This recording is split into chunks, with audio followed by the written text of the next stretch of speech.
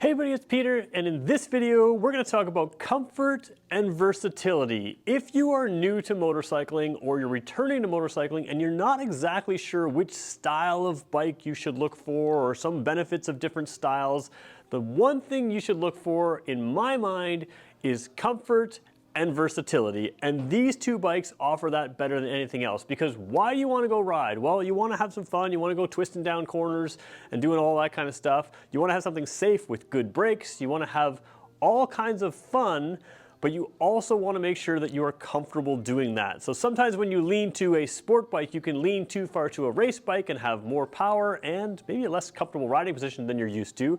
And if you go to a cruiser, you may have a lot of comfort but lose out on some of the joys of motorcycling that other more versatile bikes can offer. These are two bikes that are super versatile. We're going to talk about them in 1 second, but before we go too far, I am filming here at Jim Gilbert's Wheels and Deals, Jim Gilbert's Power Sports, and if you are in Fredericton area, swing by here. It is the middle of, actually it's just the beginning of February today, the first day of February. This showroom is like 20,000 square feet full of motorcycles, and you can come check them out. And the benefit for you watching is I have full access to these vehicles. So if you have questions about the bikes I did today or other bikes that I didn't get to in this video, make sure you subscribe and let me know in the comments what you want to know, because I can come back to these vehicles again and again to make sure that you get the answers you need. All right, let's start with what we've got right here. All right, so when we talk about versatility, I gotta point out the Versys 650. So the Versys 650, Versys is versatile systems. It's designed to be versatile, and it's very good at that. Not everybody loves the style because it's kind of sporty, kind of toury, kind of all kinds of things. I used to own one of these for a few years. It is a fantastic motorcycle. We'll talk about that why. And then this one looks much less versatile. This is the Z650RS. It's a retro sport looking bike.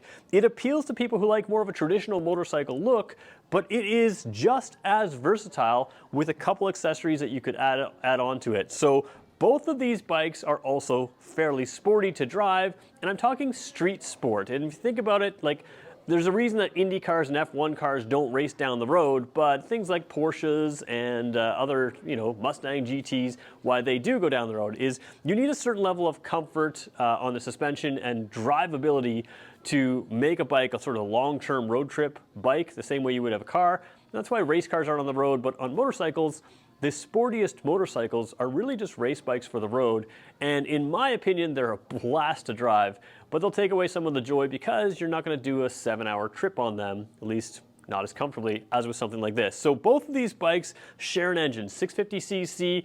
That is an engine in Kawasaki's lineup that you can really use for a lot of things. You could be a beginner and get onto these bikes and certainly not need any more power. Or if you're a returning rider, or if you just want something that kind of is very versatile and does everything very well, this 650 engine does that. It gives you plenty of power. You're faster than most cars. 0 to 60 miles an hour in both these bikes is probably right around that 4-second mark. So that is really good performance for a car. And you've got power here. This one, in my mind, is the ultimate one-person touring bike. Now you can absolutely tour with two people, but it will lose some playfulness just the way it's set up. So we'll talk about the individual benefits of each of these bikes, and then we'll help you decide if one's right for you. So we're going to start here with the Versys 650. This is the typical versatile motorcycle. Everybody kind of agrees that this is really versatile, but I'm going to show you that the features of this bike can be had in that other bike just as easily, just for you. So let's talk about some things that make this thing very versatile. First of all, if we were talking beginner's bikes, I know I talked about the 650cc class being something that's capable for beginners. The Versys 650, the one catch with this being a beginner bike is if you are very short. This is a very tall motorcycle, and it appears to be quite large. A lot of bodywork, a lot of height to it. So it is something that if you're shorter, it may not be the best option for you. However, if you're taller and heavier, this becomes a really good bike. You've got a preload adjuster right down here for this rear shock here. So if you're a heavy person, you can stiffen that up right there and set on. If you set luggage on, you can stiffen and lighten it up. Second passenger, stiffen and lighten up. Again, all that preload, so it's made to carry the weight, made to work with tall people, and it's got a nice little feature down here, which if I can get to in the right spot, there we go, this windshield raises and lowers. So let's start with that whole idea. If you have a motorcycle that is fun to ride and sporty, which this is, it can actually corner very well. There's videos on YouTube of this thing going around a racetrack, a little bit previous to this body design, but same basic chassis, and it really moves. So absolutely sporty, no problem. And you're gonna want some wind protection. Now, if we talk about wind protection, you've got full hand guards here that keep your hands protected, not just from wind, but throwing up stones, those kind of things. This is an on-road bike. A lot of people will consider this to be sort of an adventure bike, which are more gravel road friendly. This has got street tires, it's designed for the road. There's arguments that can be made that can do other things, but really the KLR is the better all-surface bike. So we're staying with on-road bikes for this. Wind protection here that rises and lowers. Technically, you're not supposed to be able to raise it when you're driving. I won't advocate for that. They do make it difficult to do that while you're driving because you need two hands. But again, that does raise and lower. Raising is nice and lowering is nice because it not only keeps the wind off you, but being able to lower it can allow some more wind to get towards you. That's actually the one issue I had with this bike is when I had it, I found on the hottest summer days, I would get quite warm. I had to get myself a lighter jacket because the wind protection was so good. And of course, being able to adjust that height can set where that buffeting happens around your helmet, so you can kind of get that clean air over your helmet or drop it lower. If the wind hits you right in the right spot of the helmet, you can have that bobbing and buffeting. So depending on how tall you are, you just raise or lower the screen and you'll be able to have nice clean air. So you've also have buttons here that you can put extra lights on. You have a little USB port. Those kind of things can be put in here. All of that is right up here on the dash. Now remember, that one doesn't have the same dash. We can get to that. Huge fuel tank here, gives you lots of range, and then a good passenger seat as well. Passenger seats are good not only for a passenger, but you can strap extra luggage here without even adding a back rack, which you could do.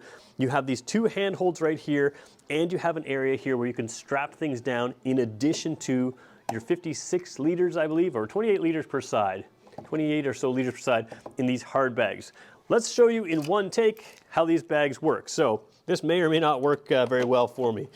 All right, so we're gonna open this up here by turning the key. It's the regular key. If I wanna pull that down, you can see here little bungees, those can undo. Lots of storage space in there. You can fit a full face helmet in here if you wanted to. Now, getting these off the bike is actually a little bit tricky when the bike is brand new. They can sometimes stick, so we're gonna try to do that. Just gonna give it a little nudge, and it's still a little bit stuck in the one side, and there you go. That's how easy these things come off, and you can leave them off and ride this bike more like a traditional street bike, and it just looks a little sportier there. So easy on, easy off luggage, super convenient. And we talked about comfort. Let me just hop on the bike for a quick second so you see what it's like for about a 6-footer. I think I have about a 32-inch inseam. As I sit across here, again, almost flat footing, but not quite, and very upright seating position. If you are on a bike that has wind protection, you can sit upright, it's no big deal.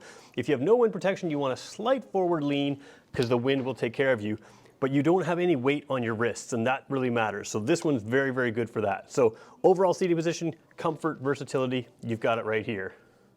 Take a look at the dash or the cockpit area of the Versys 650. A couple things stand out here. You do have adjustable front suspension here on this bike on both sides here. Now, if you're not sure how to adjust that, there's factory spec. You can leave it in the factory spec and it's probably going to be set up very well for most people. But if you have owned this bike for a while and you want to tweak it out a little bit, adjust it to make it suit you, all of the information's in the owner's manual, but where factory is and what you can do up and down and how that affects. So it's really easy to start figuring out how to adjust the suspension to really tweak it up right for you. Now, what I want to focus on is the dash. Let's try to zoom into there for a second here. Let's jump right in. All right, the TFT display in this is very high-end bike. So you can connect this up to a smartphone, get various Rideology app settings from Kawasaki, but just the overall experience of the dash itself is excellent. So you have gear indicator up on the left, you have your odometer with trip A and trip B over there. Below that, you have some mileage information. Currently it's set up for kilometers per liter, but you can set it up for liters per 100 kilometers as well. You can adjust some of these things right over here using these buttons right here. But you can also adjust them on the handlebar with Kawasaki traction control, which I'm blinking right there. We turned it off right there. We can go to level 1 and level 2, which is a nice thing to have. Both the bikes we're looking at today do have traction control. These are not overly powerful engines, but I like that it has it. Certainly the level 2 that we have it in right now is something that I like because you could use that in rain just to sort of dial things down a little bit. You can see the fuel gauge. We are very low on fuel. This bike has a fantastic fuel tank capacity, so very good there. Nice clear gauge, gives you a little bit of information, everything you need, and again, makes things easy. So we just finished talking about the versatility of the Versys, or Versys as some people call it. Versatile Systems is where that name comes from. And now I'm introducing this to you as a bike that is just as versatile and just as comfortable. Well, how does that work? Well, first of all, not everybody wants the size or the style of the Versys, but this really does offer a similar riding feel. So the first thing I'll do is kind of start backwards. I'll show you the seating position. Because of the way this works, the handlebars are brought backwards, your legs are relatively square, it's a lower seat height, and it's a lighter bike overall. So it feels lighter, feels a little more nimble. Now you don't have wind protection, we're going to talk about that, but overall seating position, that slight forward lean compared to the sitting up the Versys is kind of compensated for by a little bit of a gentle breeze coming across your body. So no hand protection, no wind protection, again, not a big deal, we'll get to that in a second. But this is really just as comfortable, and because it's lighter, it will feel a little bit sportier. Now this one doesn't have the adjustable suspension that the Versys has. However, that being said, once you dial in the suspension on the Versys the way you want it, you tend to not change it other than if you're adding a lot of luggage. Let's talk about luggage for a second. This bike is the 50th anniversary edition. On some versions, this little rail here is going to be an accessory that you can add on, a Kawasaki accessory. On this particular trim line, this 50th anniversary one, it comes standard. The cool thing about this retro look is this retro piece was actually very useful back in the day to secure luggage. You've got a good sized back seat here as well. A couple bungee cords, couple gear tie type things, even some rope you could do if you had to. You can stack your regular bags without buying extra accessories right onto the back seat right here. Now, if you do want bags, because of the general design of this bike, you can get hard bags mounted here, you can get soft bags mounted here, you can do all kinds of things in the aftermarket accessory because you haven't got that weird kind of super sport angle with the tiny little seat back there. There's a lot more versatility to adding luggage here. Same thing if you wanted to add a windshield here. If you were to add a windshield, because you have a regular traditional handlebar and a regular round headlight, there are all kinds of aftermarket windshields that can kind of fit over that. So there's a Kawasaki option and there's a whole bunch of aftermarket options. So you could get that windshield with this look of bike and have the same basic thing. It also rides very comfortably and handles very well. Both of these bikes are very sporty. They actually share, again, the same engine, same tire size, same wheel size. Dual front disc brakes on this, single rear disc, same thing on the Versys. So let's take a look at the gauges here and show you the different look, but still versatility in there as well. So you have an entirely different look here with the Z650RS. It is a old school design with actual gauges. Now what I like about these is they kind of, in the peripheral vision, you can see that 120 kilometers an hour is straight up and down. In your peripheral vision, if you see your dial straight up, you know you're going roughly 120. If you see it past, you know you're going past, that kind of thing. Digital speedometers you have to actually read. These you can get a pretty good sense of them in your peripheral vision. However, the knock with these old style dials is you don't have some of the modern information. Well, Kawasaki deals with that very well by giving you this. So you have a gear indicator in the middle, temperature gauge. Right now the red light is on because there's a warning. We know that that's a low oil pressure because the bike's not running. Fuel gauge in there, you've got a clock in there, and then you have a little hand control on the left side for trip A, trip B. You have fuel efficiency ratings. Again, kilometers per liter can be set to liters per 100 kilometers if that's what you want. There's your average kilometers per liter, same thing, you can do liters per 100 kilometers. Range, or distance to empty, roughly. And this one back to odometer. On the 900, you do have the outside temperature, which this doesn't have. So you can't connect this to your cell phone app, but I don't know if that's gonna bother a whole lot of people in this segment, but you do have kind of all the versatility there that you need. Taking a look at the front of this bike, I just want to point out that this is a fully modern bike. The headlight is not on right now. There's a little bit of a daytime running light, just a awareness type light that you can't really see on your camera. But this is a full LED headlight, as is the Versys. Versys has two different lights, LED headlights, so high and low beam here. Versys has high and low beam, both left side and below as well. This one happens to have the incandescent signal bulbs, whereas the Versys is LED. Doesn't really matter too much, but you have some of those nice features. One other difference I'm going to point out, let's see if I can get it in the camera. Yeah, let's just move over for a second, we'll get it on camera.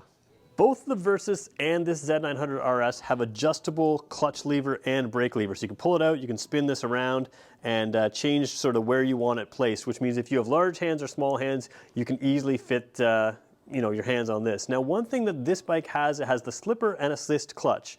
What you're going to notice from riding is that it is a lighter clutch pull a little bit than the Versys 650. I don't believe that Versys 650 has that, but this one does. A little bit lighter pull. The big benefit it's going to give you though is if you mess up a downshift, it allows the clutch to essentially slip, slipper and assist clutch. So it allows it to slip instead of having the rear wheel kind of lock. So if you've just done an aggressive downshift and popped the clutch out, instead of having that rear wheel kind of step out, which it can do sometimes on an aggressive downshift, that slipper clutch will work with you to try to avoid that altogether. So a little bit more of a race bike, sporting bike kind of thing down here in this, which you're just going to basically notice most of it right here being a slightly lighter clutch lever.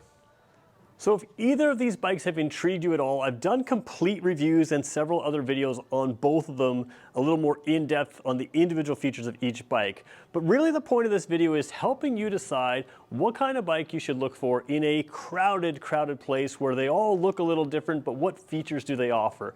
So again, if you're getting into motorcycling and you're unsure, always think, is it comfortable? Because if it's not, you're not going to want to ride it, enjoy it. Safety features all matter.